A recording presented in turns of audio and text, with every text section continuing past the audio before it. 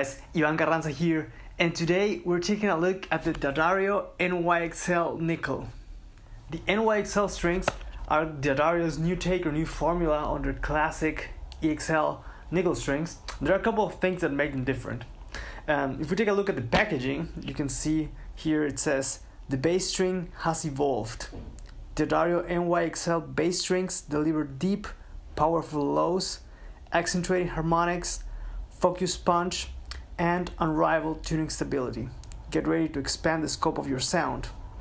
And then you've got also the tension table of its strings. And if we take a look at it, they are definitely like lower tension than the traditional nickel strings.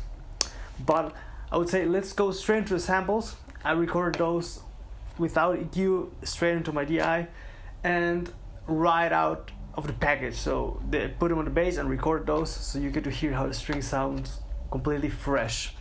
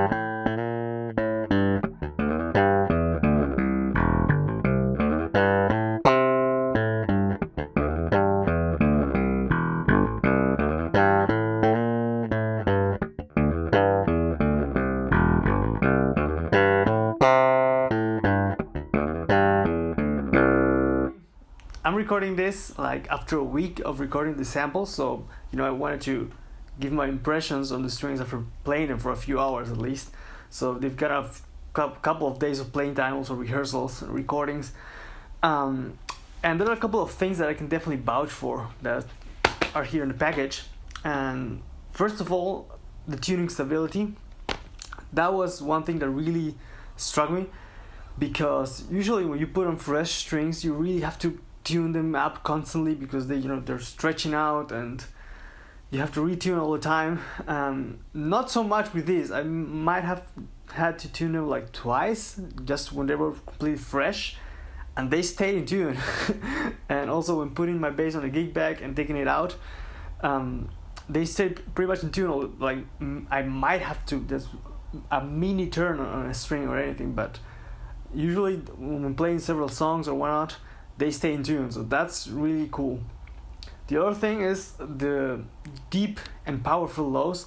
I do think they have a pretty solid low end. It's not like muddy or undefined. It's pretty clear, and like I said, I've played this a few hours, so they don't sound as bright. So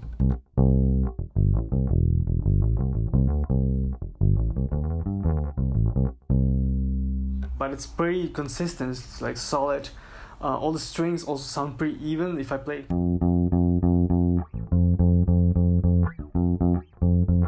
It's not that big of a difference, even though the strings are different gauges, so that's pretty cool. The other thing that I like, at least, is the texture, the surface of the strings. They're pretty smooth. So playing slides feels very comfortable, so just moving around the neck feels really good. They don't hurt your fingers either, because they're nickel strings, but some nickel strings are rougher than others. These are really, really smooth, so that's really comfortable. Now, I really didn't pay much attention about the harmonic part that's shown in the packaging, so I decided to run a little test, and then I saw some other guy doing it on YouTube. I'm just gonna play harmonics for you right now. So I'm running the bridge pickup on my bass, and let's go.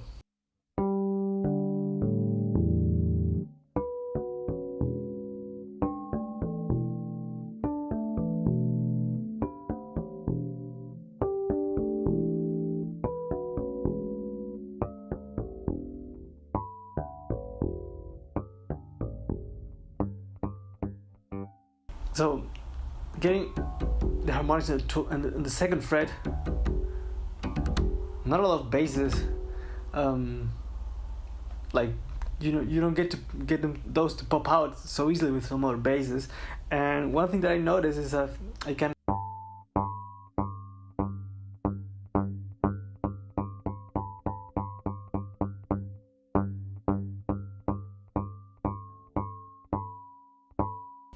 If you put on headphones, you can definitely hear that more, but you can definitely hear how those notes changes. So it's rather interesting.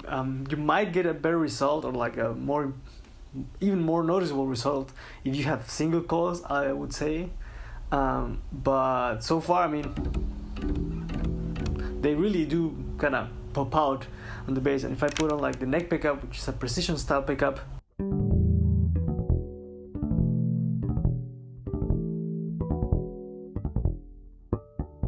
a little less, which I'm using the neck pickup.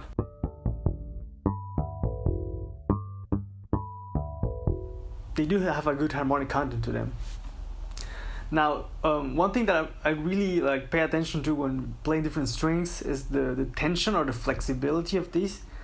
And these, it's hard to describe because they're not tight, but they're not floppy either. So I would say it's a happy medium. But there's something interesting to them. If I play the E string, and I tune it, it's kind of out of tune right now, but it doesn't feel floppy. It kind of retains the same quality, the same tension or flexibility of the string.